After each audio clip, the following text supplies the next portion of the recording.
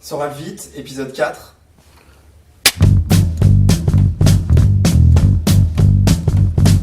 Alain Soral, bonjour.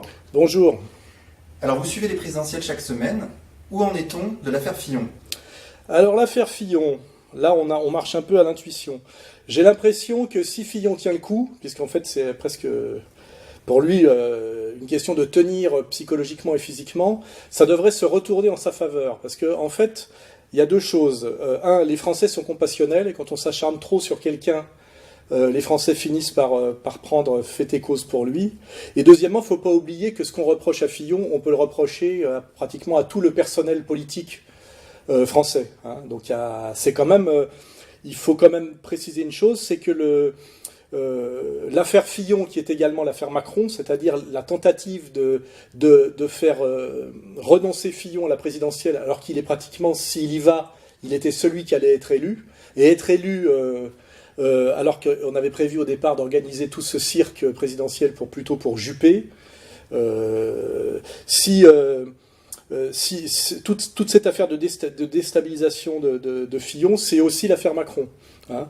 Donc non seulement Fillon risque petit à petit de retourner l'opinion en sa faveur, mais on risque de se rendre compte aussi que Macron, à l'intérieur de la droite, est quand même une tentative de coup d'État pour éjecter un candidat qui ne serait finalement pas assez mondialiste, peut-être trop proche de la Russie de Poutine, et peut-être en tant que, on va dire, libéral-conservateur, pas assez libertaire, hein, c'est-à-dire en fait encore peut-être trop patriote français. Hein. Voilà, c'est les deux choses qu'il faut comprendre, le lien profond entre Fillon et Macron.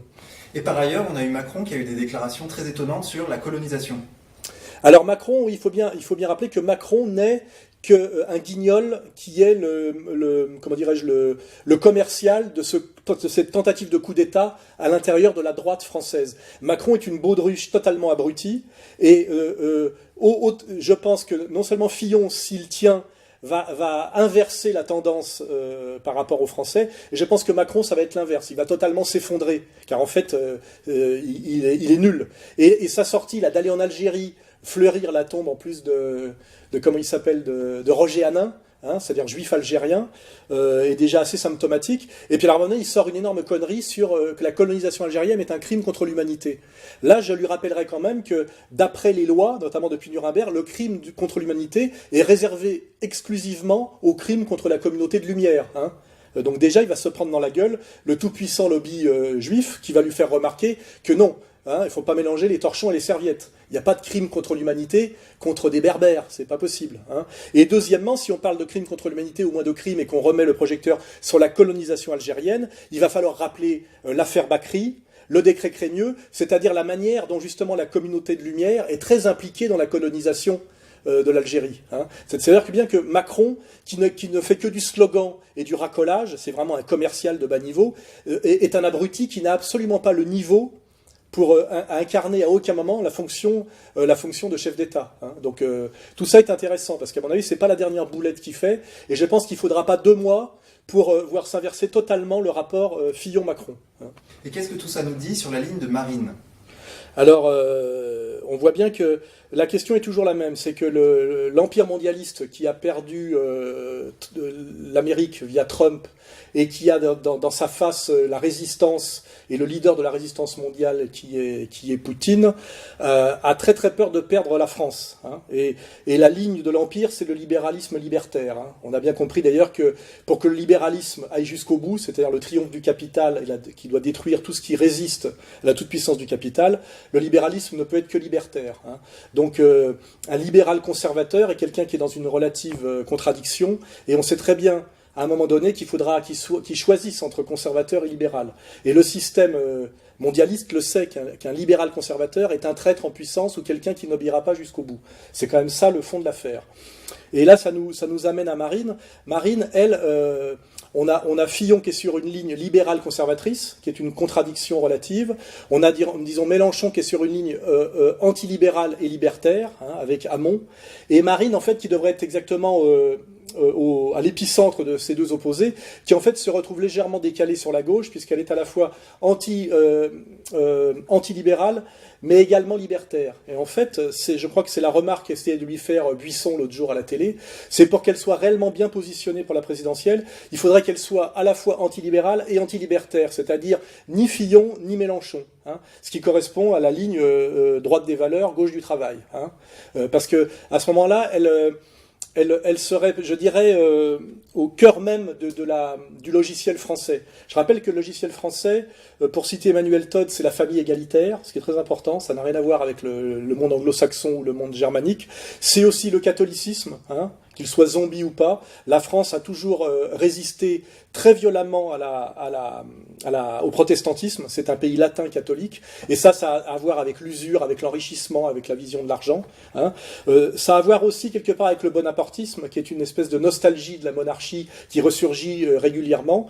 Et ça a beaucoup à voir plus récemment et plus proche de nous avec le gaulo-communisme, c'est-à-dire avec la manière dont les Trente Glorieuses ont fonctionné sur une collaboration du gaullisme, hein, qui vient du maurassisme, et du Parti communiste, hein, c'est-à-dire effectivement d'une gauche du travail et d'une droite des valeurs qui marchaient la main dans la main. Or c'est ça, je dirais, la ligne gagnante pour le Front National et Marine Le Pen, c'est gauche du travail, droite des valeurs, c'est-à-dire c'est à la fois antilibéral et anti-libertaire. Or pour l'instant, elle est trop sur la ligne Philippot, elle est antilibérale mais un peu libertaire, ce qui la met à la limite, qui crée une confusion avec Mélenchon. Hein, et je crois que si elle était antilibérale et antilibertaire, elle séduirait les électeurs de Fillon sur la ligne antilibertaire et elle séduirait les électeurs de Mélenchon sur la ligne antilibérale, alors que là, elle risque de se faire piquer un peu de ces deux électorats. C'est d'ailleurs ce que joue le système. Le système essaye de lui piquer ses voix de gauche par Mélenchon et lui piquer ses voix de droite par Fillon. Voilà. Mais cette fracture existe au sein même du Front National, on l'a vu notamment avec les déclarations de Collard et de Alliot contre Châtillon. Oui, alors là, je pense que c'est encore une autre stratégie, c'est que le système, hein, c'est-à-dire les impérialistes qui tiennent la France et qui ont beaucoup à voir avec le monde anglo-saxon, le monde de la banque et le sionisme, se disent que si jamais le Front National soit gagnait les élections, soit arrivait à faire élire une centaine de députés à la législative, qui maintenant est couplée arrive juste après la présidentielle, ils auraient comme stratégie, qui est déjà à mon avis en place, de faire exploser le Front National en plusieurs tendances, en 2 voire 3 tendances. Et je crois que le rôle de Collard et de Alliot, effectivement, de préparer l'explosion du Front National. Collard, par stratégie, car c'est un type issu du lambertisme, et c'est un avocat marseillais, ce qui est... c'est comme si on disait un avocat marron, hein, et on va dire qu'il n'a aucune sincérité dans son engagement. Je pense qu'il ne pourra se faire pardonner d'avoir rejoint le Front National, même d'ailleurs s'il ne l'a pas rejoint. Il s'est fait élire par le Front National, sans être au Front National, il a profité du Front National et il ne fait que cracher dessus en réalité. Hein. Mais lui, il ne pourra se faire pardonner son aventure, on va dire, néo-nationaliste, que si il peut arguer qu'il était là pour le faire péter. Hein. Donc on a un Collard qui est là, qui travaille la destruction du front par stratégie, et un Alliot, comme je l'ai toujours dit, par bêtise, hein, tout simplement. Et eux, quand ils montrent du doigt Châtillon, c'est-à-dire l'environnement proche de Marine Le Pen, qui est sa garde rapprochée, qui est aussi les gens qui s'occupent du financement du parti, puisque les banques refusent de prêter, et que c'est pas Collard qui prête de l'argent, ni même d'ailleurs Philippot, c'est déjà pour préparer l'explosion du front d'après ou d'avant, ou lié à la présidentielle et aux législatives. Donc Marine, jusqu'à présent, d'ailleurs, a toujours soutenu Châtillon, hein, ce qui est une preuve de moralité de sa part, et je crois j'espère qu'elle ne commettra pas l'erreur, je dirais, d'obéir à Collard et à Alliot comme elle le fait un peu à Philippot, parce qu'à mon avis, ça serait très dangereux pour le front à terme. Hein. Et les gens respectables au front, c'est évidemment Châtillon et Lousteau, c'est pas Collard et Alliot. Hein. Collard et Alliot sont des traîtres, hein, pour moi. Alors cette semaine a éclaté l'affaire Théo. Qu'est-ce que vous en avez pensé ?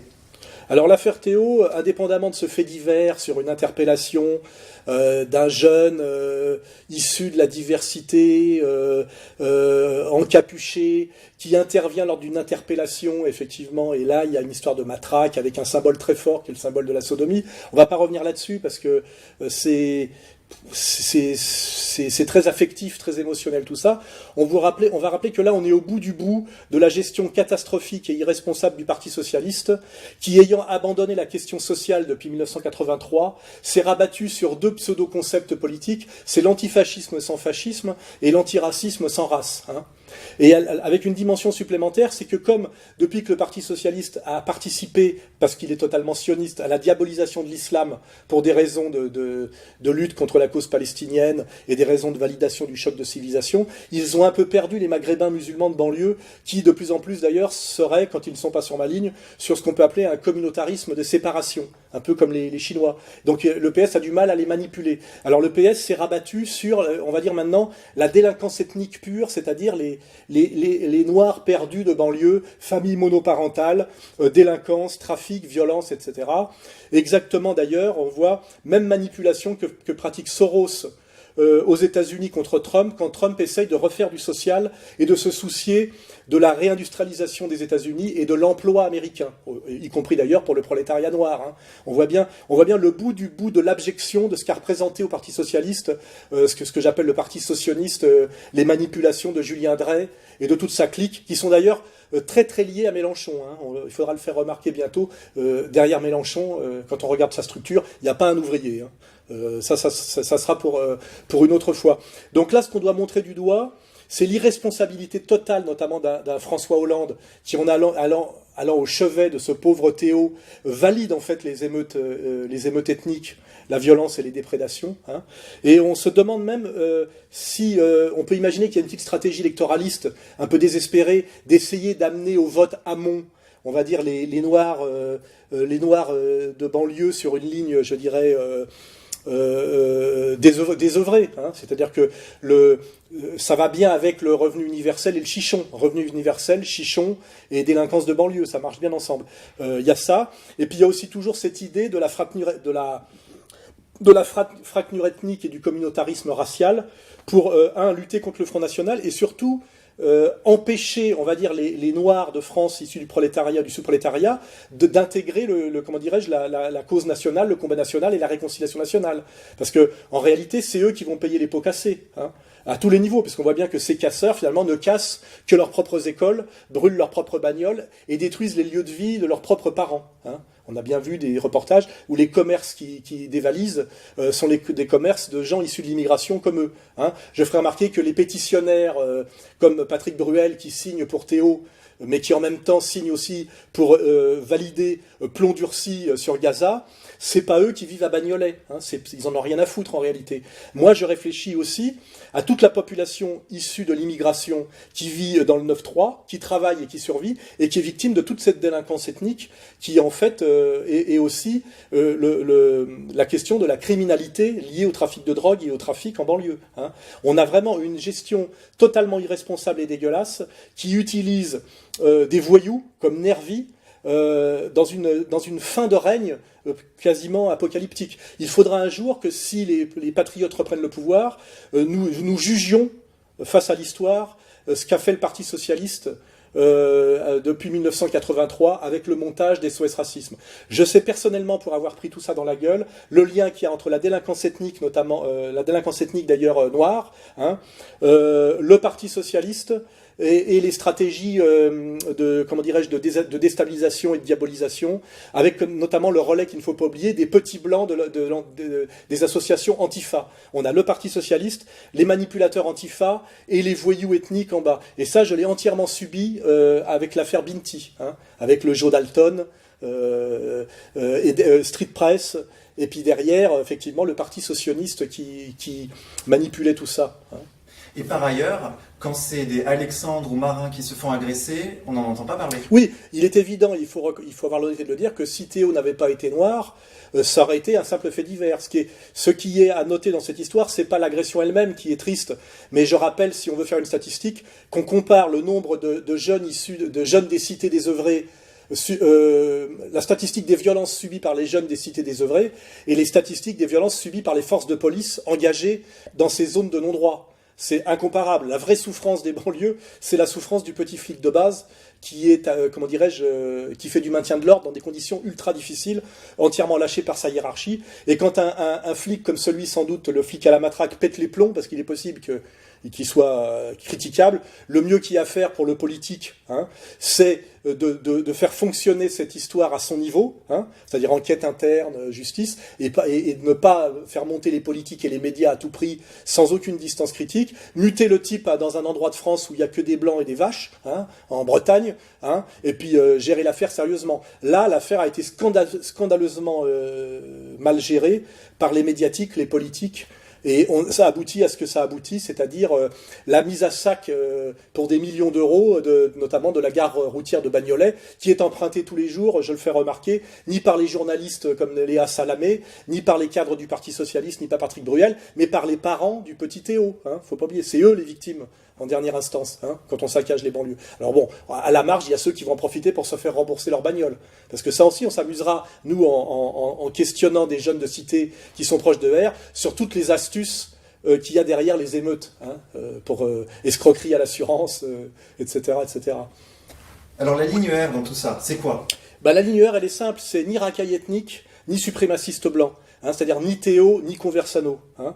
Réconciliation nationale sur des fondamentaux, gauche du travail, droite des valeurs. Hein. Nous n'aimons pas les voyous d'où qu'ils viennent, et il ne suffit pas qu'un délinquant soit noir pour en faire un combattant des droits civiques. De même qu'il ne suffit pas qu'un citoyen soit blanc pour en faire un compagnon de lutte. Hein. C'est une évidence. Donc c'est notre ligne, c'est bien la ligne égalité-réconciliation, ni racaille ethnique, ni suprémaciste blanc, ni Théo, ni Conversano. Réconciliation nationale, égalité et réconciliation, gauche du travail, droite des valeurs.